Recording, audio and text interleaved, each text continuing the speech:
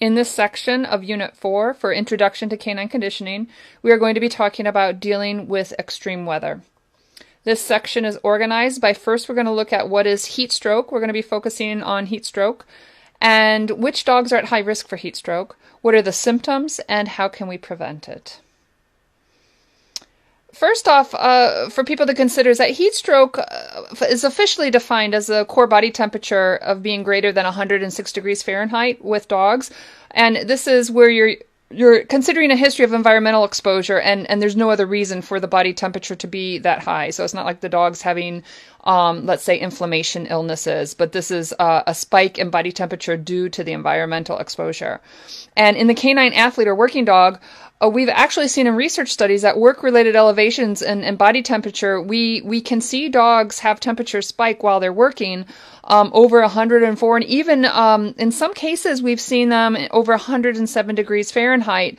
And for some dogs, when they're working, you can see a spike in temperature that could represent just a normal physiological response to the demands of work under the conditions that they're working under. One of the key things to think about here, though, is that the core body temperature should return to normal within 30 minutes after exercise. So if you have, in some dogs, you might have an occasional a spike in the temperature that goes pretty high, and for other dogs, you might consider that this is, a high danger zone. But the key thing is you got to see the dog start to bring that temperature down very quickly once that intensity starts to slow down. You don't want to see it also maintaining and staying at that high level. But these are kind of definitions, a more formal definition of heat stroke, but you really have to pay close attention. Don't go just on body temperature, but you really want to pay close attention to your dog and what your dog is demonstrating.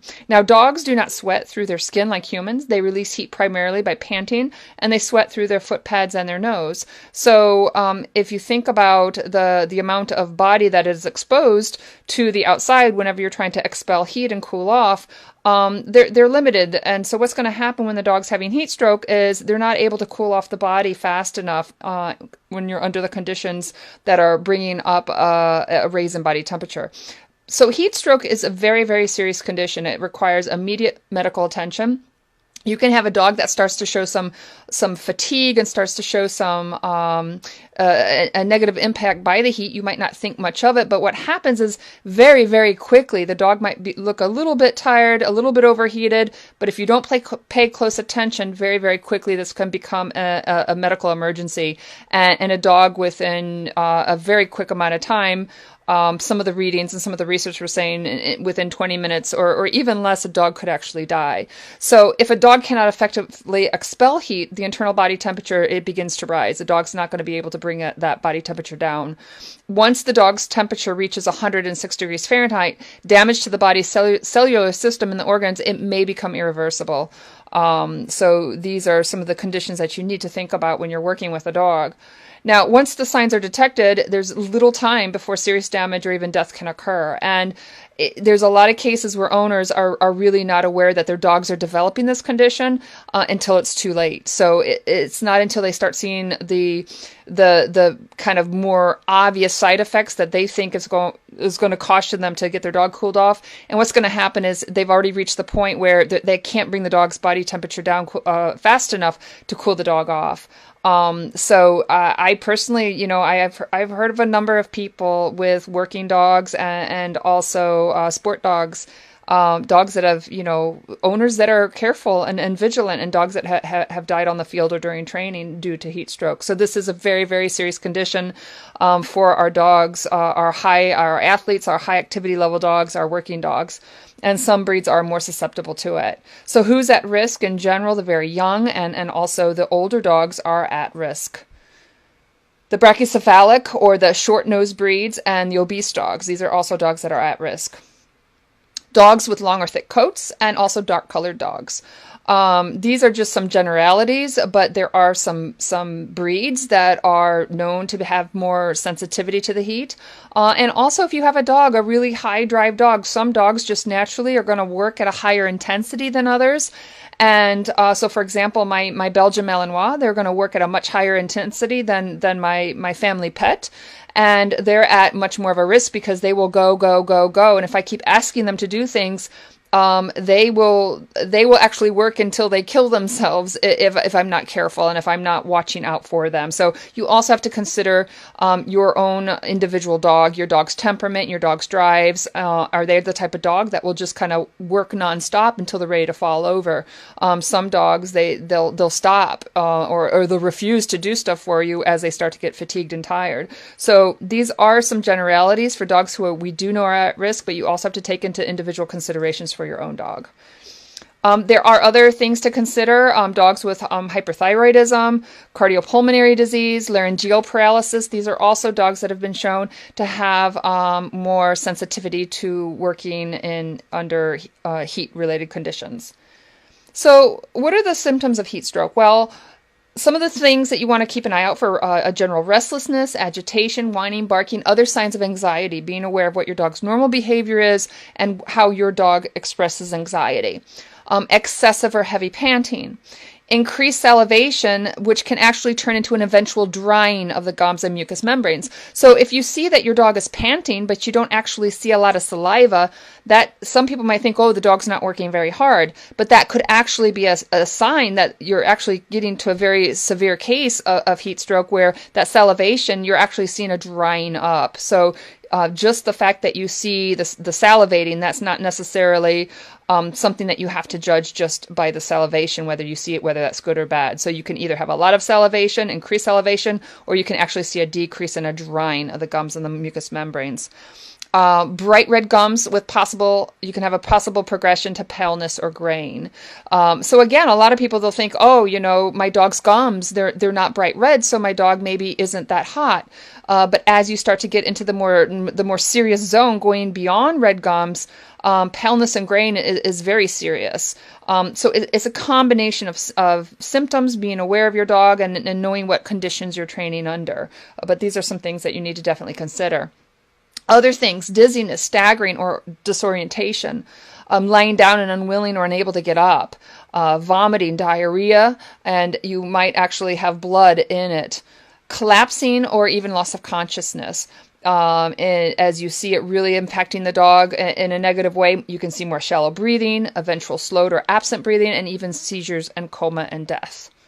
And again, just a reminder that this can progress very quickly. So you might have some early symptoms and think, okay, I'm going to throw the ball 2 or 3 more times. And that 2 or 3 more times, the dog's body's temperature keeps increasing. And that could be the extra 1 or 2 or 3 throws of the ball can be what puts your dog over the edge and gets the temperature so high and so quickly that you can't get it low enough to rescue the dog. So just keep in mind there's a various number of symptoms that you're seeing here, but they can progress very, very quickly, and your dog might not show all of these. So what are some things that you can do to prevent heat stroke? Number 1 is be aware of acclimating your dog to exercise, being aware of under what conditions, the kind of temperature, the climate, humidity that your dog is used to working under, what intensity is your dog using whenever he's working under those conditions, and for how long.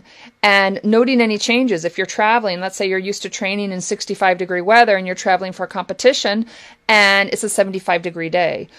Also pay attention to the humidity. My own dog, I was working on one day, it was cloudy, it was breezy, it wasn't very cold, I think it was around 70, in the low 70s, but it was breezy and cloudy, so it felt like a pretty cool day to me. My dog did very well. A week or 2 later, it was the same conditions, and my dog very quickly got fatigued and was showing signs of just the heat was getting to him. And I was puzzled because I was like, well, it's cloudy, it's the same temperature. And the difference was one day the humidity was much, much higher. And I hadn't thought about it. But even if the humidity is increasing and the temperature you might think is pretty cool, that's something you need to consider. And also, it doesn't have to be hot for a dog to have heat stroke. Your dog can have all of these conditions and can actually have heat stroke in colder weather.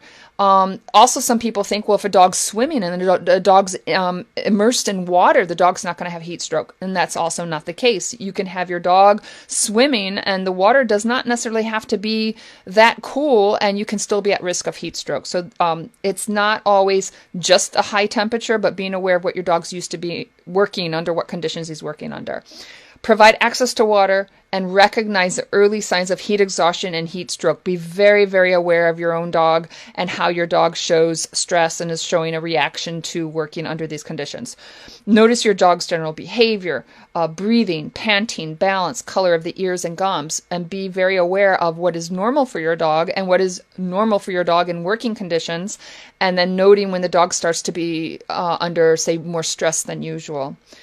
And when you're working in these conditions and you think your dog's starting to have a negative impact by the heat, retreat to a cooler area, retreat to air conditioning if you can, when the first signs of overheating are showing. One time I was training in a field. I was not near air conditioning. Well, my car was going to take a while. I have a large Suburban. It's going to take a while for my car to really cool off. And my dog started showing some effects of heat exhaustion. And what I actually did was I was aware of where a water faucet was, and I had a plastic crate in the car, and I quickly, I filled water in the bottom of the crate, put them in the crate and laid them down, and then I cranked up the AC in my car. So really be aware of your environment. Where do you have ready access to water? Do you have access to an area where you can quickly cool your dog off? Can you put them in your car and get your car cooled off very quickly? But these are the things you need to be aware of. So treatment for heat stroke. Seek medical help immediately if your dog shows signs of heat stroke. And it's good if you can call your veterinarian while you're en route.